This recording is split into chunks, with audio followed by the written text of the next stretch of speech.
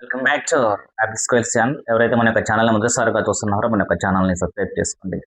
చాలా రోజుల తర్వాత మళ్ళీ వీడియోతో ముందుకు వచ్చాము. ముఖ్యంగా SSC students, AP SSC students ఎగ్జామినేషన్కి అపీర్ అవుతున్నటువంటి సందర్భంలో చాలా రోజుల తర్వాత వీడియో చేయడానికి ముందుకు వచ్చాము. మెయిన్గా ఏపీలో ఉన్నటువంటి దాదాపు 6,23,000 మంది ఎస్ఎస్టీ బోర్డ్ స్టూడెంట్స్ ఈరోజు రేపు ఎగ్జామినేషన్ రాయడానికి సిద్ధంగా ఉన్నారు. ఈ సంవత్సరం మొత్తం ప్రిపేర్ అయినటువంటిది ఒక ఎత్తు అయితే, ఎగ్జామ్స్ మూమెంట్లో వాళ్ళు పాటించేటువంటి కొన్ని జాగ్రత్తలు అనేటువంటిది కూడా ఇంకొక ఎత్తుగా ఉంటుందన్నమాట. ఎందుకంటే ఎగ్జామ్స్ మూమెంట్లో ఆన్ ది ఎగ్జామినేషన్ హాల్ అంటే the moment of examination hall కానీ, దాని తర్వాత ప్రిపరేషన్ సమయం అప్పుడు కానీ కొన్ని జాగ్రత్తలు తీసుకోవాల్సినటువంటి అవసరం ఉంటుందన్నమాట. మెయిన్గా వీటిల్లో ఎగ్జామినేషన్ యొక్క సమయంలో ఏం పాటించాలనేటువంటి దాని గురించి ఒక 10 ఇంపార్టెంట్ పాయింట్స్ చెప్పడానికి వీడియోకి రెడీ చేసామన్నమాట. దాని తర్వాత అంతకుముందు ఎగ్జామ్స్ యొక్క సమయంలో ఎలాంటి జాగ్రత్తలు తీసుకోవాలనేటువంటి దానికి కూడా ఈ యొక్క వీడియోలోనే పొందపరచబోతున్నాము. మెయిన్గా ఎగ్జామ్స్ సమయంలో ప్రతి ఒక్క స్టూడెంట్స్ వాళ్ళ యొక్క సమయాన్ని సద్వినియోగం చేసుకొని ఈ యొక్క ఎగ్జామ్స్ యొక్క టైం టేబుల్ని, ప్రణాళికని ఒక పద్ధతి ప్రకారము ఒక ప్లాన్డ్గా చేసుకుని ముందుకెళ్ళాలి. మెయిన్గా ఎగ్జామ్స్ రాసేటువంటి సమయంలో వాళ్ళ యొక్క హెల్త్ని జాగ్రత్తగా చూసుకోవాలి. సమయాన్ని కూడా ఒక కేటగిరైజ్ చేసుకొని ముందుకెళ్ళాలన్నమాట. ఒక 3 అవర్స్కి ఒకసారి ఏదన్నా స్నాక్స్ లాగా కానీ, లేకపోతే డ్రింక్, మెయిన్గా వాటర్ తాగుతూ ఫస్ట్ హెల్త్ని కాపాడుకొని ముందుకెళ్ళాలి. ఎందుకంటే ఎగ్జామ్స్ మూమెంట్లో ఒక ఎగ్జామినేషన్ మీద ఎక్కువ ఫోకస్ చేయాలని ఒక పోనట్లయితే ఆ యొక్క ఎఫెక్ట్ అనేటువంటిది నెక్స్ట్ ఎగ్జామ్ మీద పడేటువంటి అవకాశాలు ఉన్నాయి. ఇంకా ఇవన్నీ దృష్టిలో పెట్టుకున్న తర్వాత, ఇవన్నీ తగు జాగ్రత్తలు తీసుకున్న తర్వాత, ఇంకొకటి మెయిన్గా వచ్చేటువంటిది చదివింది ఒక ఎత్తు అయితే ప్రజెంటేషన్ అనేటువంటిది మరో ఎత్తు అవుతుంది అనమాట. ఆన్ ది మూమెంట్లో ఎలా ప్రజెంట్ చేసే దాని మీదనే ఒక స్టూడెంట్ యొక్క ఎవాల్యుయేషన్ చేసేటువంటి సమయంలో కానీ, లేకపోతే పేపర్ కరెక్షన్ చేసేటువంటి సమయంలో వాళ్ళు ఎవాల్యుయేటర్స్ కొన్ని మెయిన్గా ప్రజెంటేషన్ స్కిల్స్ కూడా అబ్జర్వ్ చేస్తారు. కాబట్టి అన్ని విషయాలలో ఎగ్జామ్ రాసేటువంటి సమయంలో అన్ని విషయాలు జాగ్రత్తగా ఉండాలి. వీటిల్లో మెయిన్గా ఫస్ట్ ఎగ్జామ్స్ పీస్ ఆఫ్ మైండ్తో రాయాలి అన్నట్లయితే, ఒక పర్ఫెక్ట్గా మీరు జయించాలంటే ఎగ్జామినేషన్లో ముఖ్యంగా ఒక 10 పాయింట్స్ మీరు జాగ్రత్తగా అబ్జర్వ్ చేయవలసినటువంటి అవసరం ఉంది. ఫస్ట్ ఎగ్జామినేషన్ హాల్కి వీలైనంత త్వరగా ముందు వెళ్ళాలి. అంటే ఒక గంట ముందే ఎగ్జామినేషన్ హాల్కి చేరుకునే విధంగా మీరు ప్లాన్ చేసుకోవాలి. ఎందుకంటే ఎగ్జామినేషన్ మూమెంట్ ఆ యొక్క సమయానికి, ఫర్ ఎగ్జాంపుల్ 9:30కి ఎగ్జామినేషన్ అయితే ముందే మీరు ఈ యొక్క ఎగ్జామినేషన్ హాల్లో ఒక గంట 8:30కే వెళ్ళాలి. ఎందుకంటే అక్కడ కొంచెం మీ హాల్ టికెట్స్ కానీ, లేకపోతే మీ యొక్క రూమ్స్ కానీ చూసుకొని కొంచెం ప్రశాంతంగా ఉండవలసినటువంటి అవసరం ఉంది. హరీబరీ అయితే ఇంకా ఎఫెక్ట్ ఎగ్జామినేషన్ మొత్తం మీద పడేటువంటి అవకాశం ఉంది. నెంబర్ 2, తర్వాత హాల్ టికెట్ను ముందుగానే జాగ్రత్తగా మీరు ప్రింట్ తీసుకొని జాగ్రత్తగా 1-2 సార్లు అక్కడ నుంచి బయలుదేరేటప్పుడే చెక్ చేసుకొని బయలుదేరేటువంటి అవసరం ఉంది. తర్వాత ఎగ్జామినేషన్ హాల్లో కూర్చున్న తర్వాత ఫస్ట్ పేపర్ ఇచ్చినటువంటి వెంటనే రాయటం మొదలు పెట్టకుండా ఒక 15 మినిట్స్ అసలు యాక్చువల్గా పేపర్ చదవటానికి సమయం కేటాయించాలి. పేపర్ సమయాన్ని కేటాయించిన తర్వాత ఫస్ట్ మీకు ఏమొచ్చో వాటిని టిక్ చేసుకొని రెడీగా ఉండాలి. రానటువంటి వాటి గురించి కొంచెం వాటిని రౌండప్ చేసుకునే విధంగా, తర్వాత వాటిని చూసుకునే విధంగా ఒక రిమైండర్గా గుర్తుపెట్టుకోవాలి. తర్వాత వచ్చేసి ఫస్ట్ ఏవైతే మీకు బాగా వస్తాయో వాటిని మటుకు చక్కగా నీట్గా మంచిగా మీరు అటెంప్ట్ చేయాలి.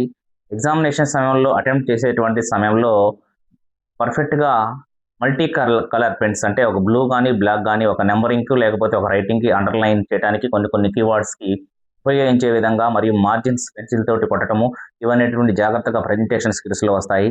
అదేవిధంగా ప్రతి ఒక్క ప్రశ్న కూడా వదలకుండా రాయడానికి ట్రై చేయాలి. ఎందుకంటే ఉన్నటువంటి ప్రతి ఒక్క క్వశ్చన్ని అటెంప్ట్ చేసే విధంగా చూసుకోవాలి. ఏదైతే ఫస్ట్ మీరు ఏవైతే క్వశ్చన్స్ రాస్తారో రాసేటువంటి సమయంలో మీరు రాసినటువంటి క్వశ్చన్ ఉన్నట్లయితే ఆ క్వశ్చన్ని రాసినటువంటి దాన్ని టిక్ చేసుకొని ముందుకు వెళ్ళాలి. అది ఫస్ట్. దాని తర్వాత చివరిలో వెరిఫై చేసుకునేటప్పుడు ఏవైతే అన్టిక్ ఉంటాయో వాటిని మళ్ళీ మీరు మర్చిపోకుండా రాయడానికి అవకాశం ఉంటుంది. టిక్ చేసుకోకుండా అన్ని రాసాము అనుకున్నట్లయితే తప్పనిసరిగా ఏదో ఒక క్వశ్చన్ మిస్ అయ్యేటువంటి అవకాశం ఉంటుంది. తర్వాత ఒక 8 మార్క్స్, ఒక 4 మార్క్స్ పోయినా సరే చాలా ప్రాబ్లమ్స్ వస్తాయి. ఎందుకంటే తర్వాత చివరిలో అయ్యో లాస్ అయింది అన్నా కూడా మనకి అవకాశం లేదు, మార్క్స్ లాస్ అయితే. కాబట్టి చాలా జాగ్రత్తగా ఆ విషయంలో ఫస్ట్ రాసేటువంటి సమయంలోనే ఒక క్వశ్చన్ రాయడంతోనే జస్ట్ టిక్ చేసుకొని మీరు ఒక పాయింట్ టిక్ చేసుకొని మీరు ఒక మార్క్గా పెట్టుకోవాలి. తర్వాత ఎగ్జామినేషన్స్కి వెళ్ళేటువంటి సమయంలోనే కావాల్సినటువంటి బిలాంగింగ్స్, జామెట్రీ బాక్స్లు కానీ, లేకపోతే స్కేలు, ఎరైజర్ కానీ, వాటర్ బాటిల్ సంబంధించినటువంటి వాళ్ళు పర్మిషన్ ఇస్తే ఓకే.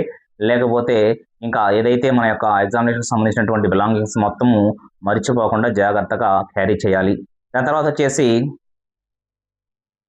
ఎప్పుడైతే ఎగ్జామ్ స్టార్ట్ అయ్యే ముందు ప్రశ్న చదివేటప్పుడు అంటే సొల్యూషన్ చేసేటప్పుడు కానీ, లేకపోతే ఒక క్వశ్చన్కి ఆన్సర్ రాసేటువంటి సమయంలో 1-2 సార్లు క్వశ్చన్ చదివి ముందుకెళ్ళాలి. అది మెయిన్ ఇంపార్టెంట్ అనమాట. తర్వాత వచ్చేసి ప్రతి ప్రశ్నకు నెంబర్ యొక్క సొల్యూషన్ షీట్లో నెంబర్ వేసామా లేదా అనేటువంటిది 100% చెక్ చేసుకోవాలి. నెంబర్ మీరు రాసి నెంబర్ వేయకపోతే అది 8 మార్క్స్ క్వశ్చన్ అయినా ఏదైనా సరే తప్పనిసరిగా వాళ్ళు ఇన్వాలిడ్గా పరిగణిస్తారు. అది 100% చూసుకోవాల్సినటువంటి అంశము. అదేవిధంగా మీరు రాసేటువంటి ఏదైతే పేపర్ ఉందో దానికి కొట్టివేతలు లేకుండా ఇందాక చెప్పినట్లుగా మల్టీ కలర్ పెన్స్ అంటే బ్లూ, బ్లాక్ మ్యాక్సిమం ఉపయోగించండి. ఇంకా ఇతర కలర్స్ ఉపయోగించడానికి అవకాశం లేదు. అదేవిధంగా ఇవన్నీ దృష్టిలో పెట్టుకోవాలి. ఇంకా మీరు చివరిలో పేపర్ ఇచ్చేటువంటి సమయంలో తప్పనిసరిగా అన్ని క్వశ్చన్లు అటెంప్ట్ చేశామా లేదా అనేటువంటిది ఒకసారి రీచెక్ చేసుకొని ముందైతే ఏదైతే టిక్ చేసుకున్నారో ఏవైనా టికింగ్ లేనటువంటివి ఉన్నాయనేటువంటిది చూసుకొని మొత్తం 100% కవర్ చేశామా లేదా అనేటువంటిది చూసుకోవాల్సినటువంటి అవసరం కూడా ప్రతి ఒక్క స్టూడెంట్కి ఉంది. ఈ విధంగా ఎగ్జామినేషన్ హాల్లో మీకు వచ్చినటువంటి అంశాలను పర్ఫెక్ట్గా క్లారిటీగా రాసుకుంటూ మీరు ముందుకు వెళ్ళాలి. ఎవరన్నా కొంతమంది పక్కనటువంటి వాళ్ళు డిస్టర్బెన్స్ చేస్తుంటే ఆ డిస్టర్బెన్స్ని గురి కాకుండా కొన్ని సెంటర్స్లో మీరు రాయాల్సినటువంటి అంశాన్ని ఫస్ట్ రాసుకుంటూ వెళ్ళవలసినటువంటి అవసరం కూడా ఉందన్నమాట. ఇంకా ఓవరాల్గా ఇవి మొత్తాన్ని జాగ్రత్తగా చూసుకుంటూ మీరు ముందుకెళ్ళినట్లయితే 100% మీ యొక్క ఎగ్జామినేషన్ అనేటువంటిది సక్సెస్ఫుల్గా ఫినిష్ చేసుకునేటువంటి అవకాశం ఉంటుంది. ఏదేమైనా సరే 100% మార్క్స్ రావాలి కాబట్టి ప్రయత్నం చేయాలి. కాబట్టి మనము ప్రతి ఒక్క క్వశ్చన్ అటెంప్ట్ చేసుకుంటూ నీట్గా నిదానంగా ఏది మిస్ కాకుండా, కంగారుకి లోన్ అవ్వకుండా, టెన్షన్కి లోన్ అవ్వకుండా అనేటువంటి క్వశ్చన్లు ఏమైనా ఉంటే అప్పుడు హోల్డ్లో పెట్టుకుంటే నెక్స్ట్ కొంచెం పీస్ ఆఫ్ మైండ్ వచ్చిన తర్వాత ఆలోచించినట్లయితే క్లారిటీగా మీకు సొల్యూషన్ కానీ లేకపోతే ఆన్సర్ కానీ వచ్చేటువంటి అవకాశాలు ఉంటాయి. ఇవన్నీ దృష్టిలో పెట్టుకొని మీరు రేపు రాయబోయేటువంటి ఎస్ఎస్సి ఎగ్జామినేషన్ హాల్లో మంచి అద్భుతమైనటువంటి మార్కులు తెచ్చుకోవాలని మనస్ఫూర్తిగా కోరుకుంటూ మన యొక్క యాపిల్ స్క్వేర్ ఛానల్ని మనస్ఫూర్తిగా ఆదరిస్తారని కోరుకుంటూ ఎవరైతే సబ్స్క్రైబ్ చేసుకోలేదో వాళ్ళు మన యొక్క ఛానల్ని సబ్స్క్రైబ్ చేసుకుంటారని మున్ముందు మరిన్ని వీడియోస్ మన యొక్క యాపిల్ స్క్వేర్ ఛానల్ ద్వారా పెట్టడానికి ప్లానింగ్ చేస్తున్నాం అనమాట. ఈ వీడియో కానీ మీకు నచ్చినట్లయితే లైక్ చేయండి, షేర్ చేయండి, సబ్స్క్రైబ్ చేయండి. Thank you one and all.